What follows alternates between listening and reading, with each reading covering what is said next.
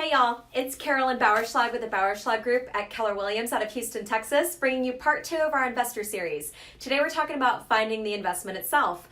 I've broken this up into sections again like we did last time, and we've got 4 parts to cover.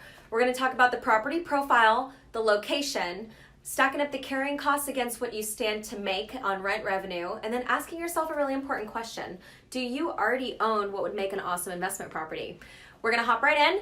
So let's talk about the house itself first. We are only going to keep this limited to resale. We're not talking about foreclosure, real estate, auction block, or any kind of REO. If you want to chat about that later, shoot me a text, drop me a line, and we'll chat. For our purposes, today's discussion is on resale. There are 2 categories of property that we really like to look at. One of them is going to be single family, what you would think about as your regular residential real estate lot, and townhome, where your base of your property is attached to land and you maybe share a left or a right-hand wall. We're not talking about condominiums. Condominiums are great and they tend to struggle just a little bit on resale and appreciation for a couple of reasons. The financing is more difficult, you only own airspace, you don't own land, and the HOA costs tend to eat up a lot of your money. So the type of property that we like to look at as far as category is single family and townhome. Now within the scope of single family and townhome, we like to look at something very small. So smaller is better. For single family, that's probably a 3 or 4 bedroom. For a townhome, a 2 bedroom would work great. In both cases, I'm really interested in a 2 bathroom configuration and 2 parking spaces so that your tenants can get in and out of that property easily. With respect to size, there's 2 reasons that we like to look at small property. One of them is the price. Whenever you're purchasing that property, we're trying to control for cost. So the bigger it is, it tends to just increase the price that you're going to have to pay on the front end. That's not necessarily to your benefit, because the longer you own it, the more likely it is that you're going to have to replace something that breaks.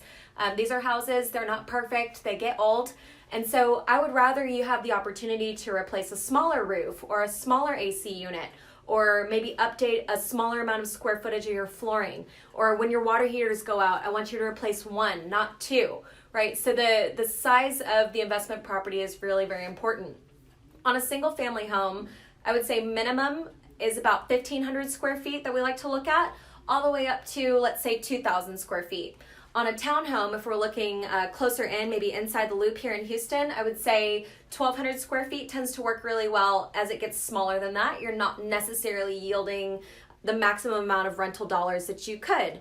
So 3 or 4 bedroom on a single family home, and then a 2 bedroom or a 3 bedroom on a townhome.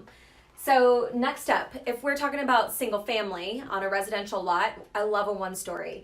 And the reason is twofold. Again, single story homes tend to net more in the sale whenever you sell them down the road.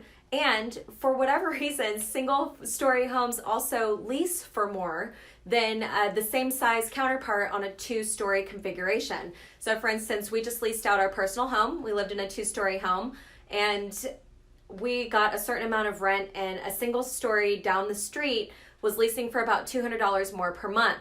So when we look at neighborhoods across Houston, that tends to hold true. So I want to make sure that we can maximize that rental revenue again for you. So next up, what I really like to look at are the structural, mechanical, electrical, and plumbing components of your house. If you worked with me on the buy side for your primary residence, you've heard me say this before. It holds even more true for your investment home.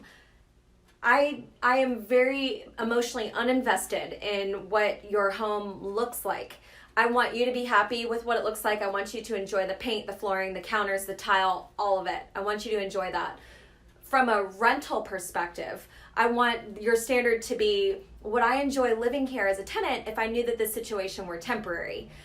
What I care most about as your real estate agent is always going to be the age of the components that are going to cost you the most over time. We're looking for a structure that's sound. We're looking for plumbing that's not leaking. We're looking for electrical that's not going to start a fire, right? So if we roll through these examples briefly, I think this might give you some context for what I look for as your agent. We're going to research the roof. In Houston, Texas, if you can get more than 20 years out of a roof, honestly, that's a blessing. Accept it and say thank you. 17 or 18 years old, things really start to age out. The granules are falling off of those shingles.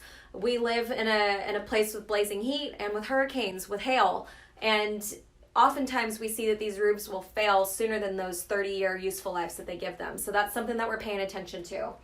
The next thing that tends to kick it is going to be your air conditioning unit. When an air conditioning unit goes out, it's going to cost you probably somewhere around $4,500 to $5,500 to replace on a smaller system. I want to make sure that whatever we're buying doesn't cost you a lot of money in the first 2, 3, 4 years that you own it, right? Because you're going to keep this home and you're going to put a tenant in there, and you need to make sure that it's in rock solid shape.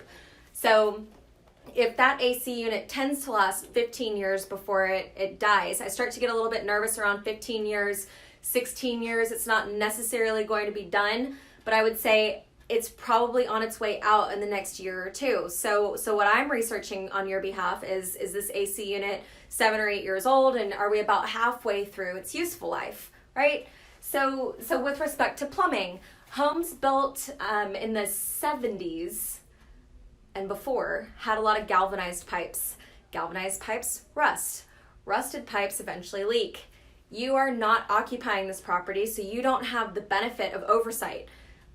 I don't necessarily want you dealing with a house that's going to have leaking water that you don't know about. So we're either going to look for a home that is older and has had treatments done to the galvanized pipes. Maybe they've replaced them. Maybe sections have been redone. Or we're going to make sure that we negotiate a price that's fair for the risk that you are assuming. Pipes in the 80s, 90s, and forward tend to not really be a huge issue. Same thing with electrical. We saw a lot of issues in the 70s. Again, I guess people were getting creative with construction at the time. In the 70s for electrical, there was a very special period of time where everyone decided that aluminum wiring was a great idea. And then people's houses caught on fire. So we want to make sure that you are not dealing with an electrical issue that would literally be an insurer's nightmare, known as leaking pipes and an electrical hazard. So the other one that tends to cost us a lot of money, which I am paying attention to as your agent, both on investment and on your typical home that you're going to occupy, is your slab. Again, we live in Houston, Texas, and Houston, Texas is on clay-based soil. Clay-based soil expands and contracts. We have heavy drought, then we have heavy rains. So the combination of those things on clay are not great for your slab. On a 10-year-old home, I'm not really expecting to see a whole lot of foundation issue. On a 15-year-old home, I'd say we see maybe 25% of them will have had some kind of foundation repair or maybe candidates for it. On a 20-year-old home, I would say somewhere around a third to edging up towards 40% have probably had foundation work or again might need it. If you hit 30 years and you haven't had foundation work, that's cause for celebration. If you're 40 years old, a 40-year-old property and you haven't had foundation work, it's a God-given miracle. So foundation work on its own is not catastrophic. It does probably cost you $6, $7, $8, maybe $10,000 depending on what the potential issues are. All of that is solvable. Every bit of this is solvable, and I'm making sure that the cost that you're incurring is either negotiated up front or it's maybe not something that we have to worry about 7, 8 years down the line. As an investor, you're laying out either 100% cash for the property that you're buying or a minimum of 20% right up front. So I want to make sure that you don't incur another 4 or 5 digit sum in expense that we could have watched out for on the front end. Sound good? So the next thing that people like to investigate, of course, is location. So location tends to be something that people think about in the context of what fun things are around me, how easy is it for me to get on the freeway, what shopping and restaurants are nearby, what do the school zones look like, and all of those things are important. And I would say across every suburb and every part of Houston, there's a pocket somewhere where location is going to be a great thing. I'm not particularly concerned about it through that filter. What I like to look at for location tend to be related to taxes, your floodplain, and the HOA. So let's cover these individually. If you live within the Houston city limits, your property taxes are going to be comprised of one bill from Harris County Appraisal District, more than likely. That tax rate on the property that you're paying is probably 2.5, 2.6. It's not so bad. When you live anywhere outside of the city limits, what you're going to be looking at is not only a bill from the county, but also something from the municipal utility district. So the MUDs are responsible for laying all the infrastructure and the groundwork that's in your in your community. So your sewers, your gas lines, your electrical, all of that gets installed by a MUD, and then we, the taxpayers, pay the money back that was loaned to make those things available to us. So outside of the city limits, you're going to get a tax bill that's probably somewhere around an effective tax rate of at least 3%. 3% is about normal. 3.3 is still okay. Higher than that is starting to edge up into more than average. Anything lower than 3%, especially outside the city limits, is again cause for celebration. There's a couple areas out here in West Houston that are down to like 2.5. It's amazing. And then there's areas that we have that are brand new where pastures are being turned into these beautiful communities, and the tax rate is 3.75.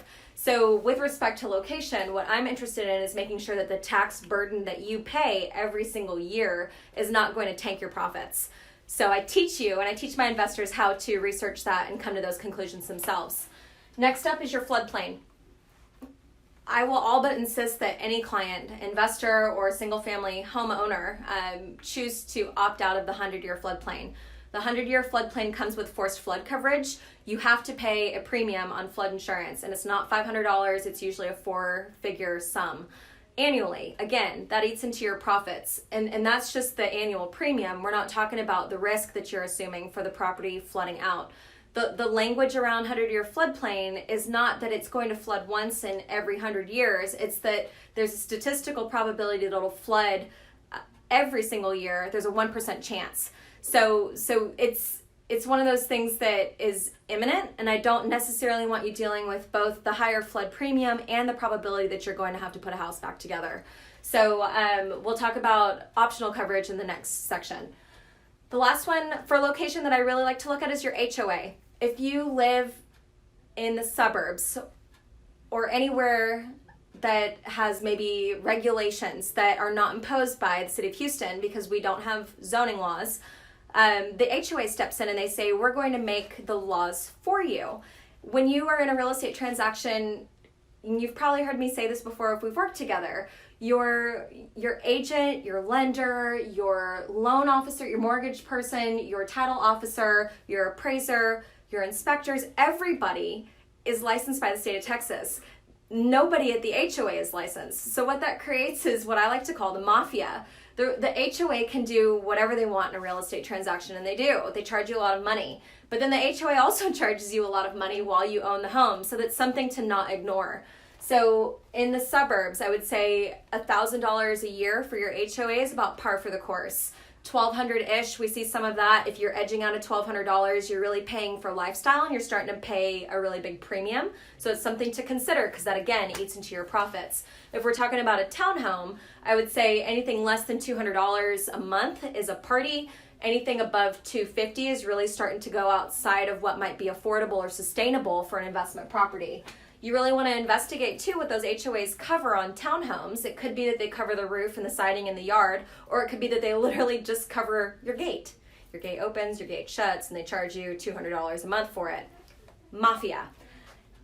Next up, we're going to talk about the carrying cost. Your carrying costs are not limited to your principal, interest, taxes, and insurance. There are other considerations for what it takes to run and save for an investment property. There are a couple of strategies that I like to employ for our investors, and one of them is to encourage them to consider a home warranty. A home warranty policy costs about $500 a year. I like for my clients to buy those and put them on the property, and then we write into the lease that the tenant is to call for any item that is broken. They're to call the home warranty and pay the trip charge associated with that home warranty. So it costs you an annual premium, but it also gives some skin in the game for the tenant where they're not necessarily just going to shove everything that they find in the house down a drain and then call you to fix it. So that's something to consider. The other thing that I beg my people literally to do is to purchase flood insurance that's optional on their property. So if you have a property that's in the 500-year floodplain or in Zone X, not in a floodplain at all, flood coverage is optional for you. Flood coverage through FEMA or through the government maxes out, I think right now it's about $485, so call it $500. So we have maybe an additional $1,000 that I would highly encourage you to consider when you carry a property to keep it safe and to help insure against the probability that someone's going to come through and damage that, or that floods happen and that your property gets washed out and that you're on the hook for it.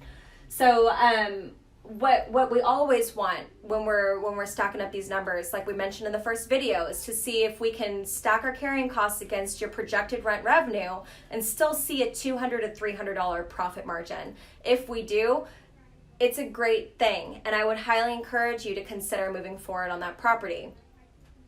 Sometimes we see that the $200 isn't quite met, and if you're in a high growth area, or if we kind of know that things are really trending up heavily on the capital gain side of the discussion, then that might be a compelling reason for you to say, hey, the capital gains are good enough for me to take a little bit of a hit in the short term on our monthly cash flow. Now, the last question that I want to pose for you ties into this profit and carrying cost, and that's going to be, do you already own a home that would make a phenomenal investment property? If you lived in a home and let's say for 2-3 years it suited your needs, and then you looked up and you said, I think I'd like to move, I'm going to encourage you to consider keeping it and putting a tenant in there and making some money. Why?